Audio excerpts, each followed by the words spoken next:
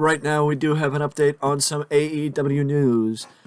As Rampage, once as it's been much talked about and much maligned, the what's going to happen to AEW's television programmings or television programs when AEW Collision premieres next month.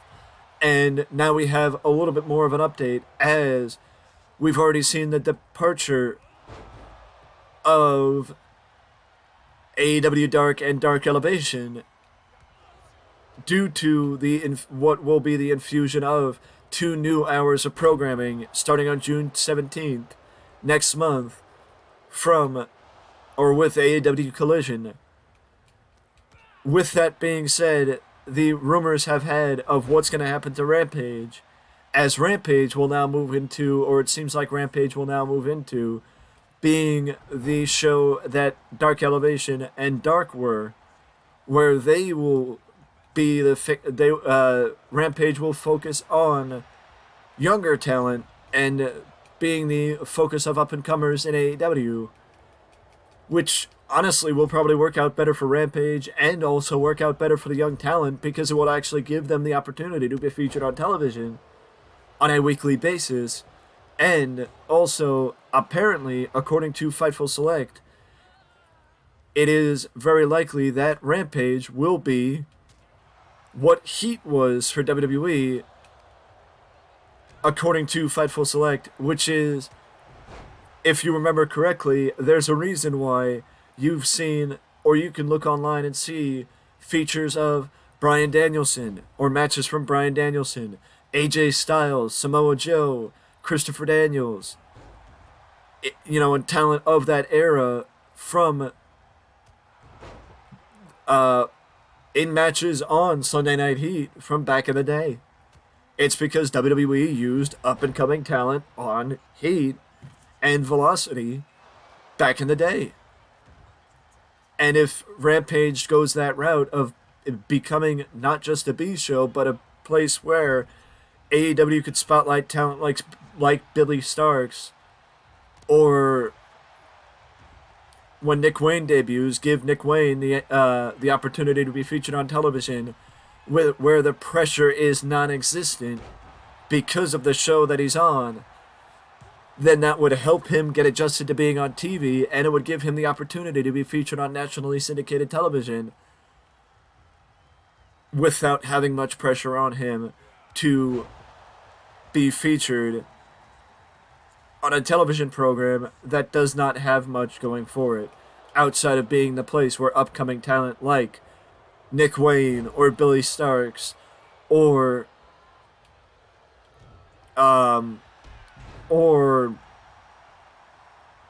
someone else. I mean, honestly, I would love to see somebody like Richard Holiday come in and work for AEW on Rampage if you're gonna have somebody like that, or work with MLW and have Alex Hammerstone come in. Having guys like that, or Colby Carino, somebody who's been highly touted as a free agent in the wrestling world since January, and you don't even have to sign him, just have him come in for a spot. Do exhibition matches with some of the top premier prospects in professional wrestling, and have them appear in in AEW to give Rampage that spot. I mean, or go through what AEW did. I mean, what Ring of Honor did, and do the top prospect tournament. Do the top prospect tournament and have top prospects featured on AEW programming on a weekly basis, and make Rampage the home of the prospect. Make Rampage the home of the future stars of AEW. Finally give Rampage the identity it's needed and has been desperate to have for the better part of the last 2 years. Also, if you want to talk about AEW is finally going to have their TV deal officially announced next week during the Upfront event, which is Warner Brothers Discovery's event, where they are announcing the media rights deal for the new year, or for the new season. And I guarantee it's something that, actually, I can tell you from research that I've done on WCW and Time Warner, it's something that Turner Broadcasting and Time Warner have done, where they do events like this, especially in New York, where they bring in advertisers for the new season to allow them to see what programming they have coming out. So this is something that they've done for years and years and years and years and years, and it's just expected from them to do it. So it is not it is ironic that AEW's new television deal will be announced on Wednesday, May 17th, which means AEW Dynamite, the next episode of Dynamite, will be on the same episode of when AEW will be renewed for a new year, and when AEW can officially announce the arrival of AEW Collision on Saturday, June 17th on TBS. I mean, it's crazy to think that at this point, AEW and Warner Brothers Discovery are making TNT and TBS the home of weekly wrestling once again.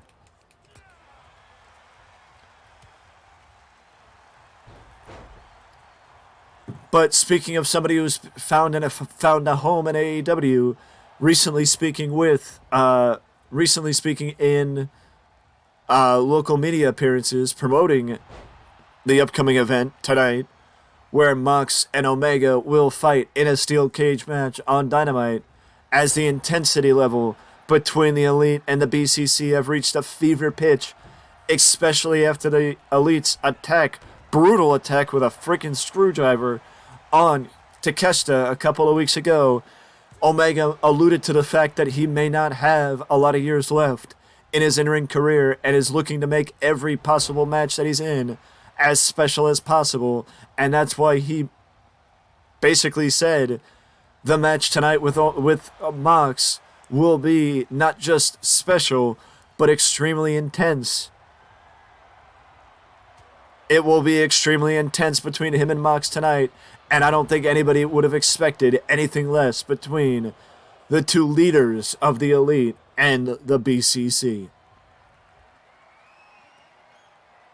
But it makes me think even more, honestly, it makes me think even more that with Omega basically saying he doesn't have a lot of years left, that he needs to go to WWE, or at least entertain the idea of going to WWE when his contract is up, to give us those dream matches that we may never see before he hangs it up, if he doesn't have a lot of years left. You know what I mean? That's all I gotta say about, and that's all I gotta say about that. But I mean, it's understandable that Omega would not have a lot of years left, because he's had a very intense in-ring style over the years, and it's pretty well getting to him it's pretty well gotten to him and caught up with him. So that's why he's being more selective with his in-ring style and just the matches that he participates in. For those of you who may not know, by the way, the reason why WWE did not bring in the Briscoes during the time when the Briscoes were having their... because the WWE and the Briscoes have met. Meaning the Briscoes have had tryout matches within the ranks of WWE in the past. But the Briscoes were never brought in. And the reason why the Briscoes were never brought in is because they were not cosmetically pleasing enough, according to various reports. And I do remember those times. I do remember that report, and I do remember that being talked about. But the fact of the matter is, it would have made them the most unique tag team in WWE, and honestly, them not coming into WWE was probably better than them coming into WWE, because of how WWE views tag teams, and the likelihood that the Briscoes may not have been a tag team for too long in World Wrestling Entertainment. So it worked out better for them in the long run. Also, I just want to point out before we go, Trinity will remain in Impact Wrestling past Slammiversary, and I clicked the wrong button, but Trinity will remain in Impact Wrestling past Slammiversary, as she is currently booked, showing her bookings for Impact or posting her schedule for Impact online, she will be with Impact Wrestling past Slammiversary. So props to Impact for a solid signing, but who knows how much after Impact or what she will do in that time is up for debate. As Slammiversary and Bound for Glory are two of the biggest events in AEW in Impact Wrestling, and the fact that the conversation is within Impact Wrestling is, I mean, props to Impact for always being in the discussion. Props to Impact for always being in the discussion. With that being said, though, we have one more story to get to, and that is Gigi Dolan may be upset with current WWE direction and upset with current WWE creative, which I don't know if that's people just jumping to. I think it might be just people jumping to conclusion. I think it could be people just thinking that, directive-wise, she would be upset, or she should be upset, or whatever the case may be.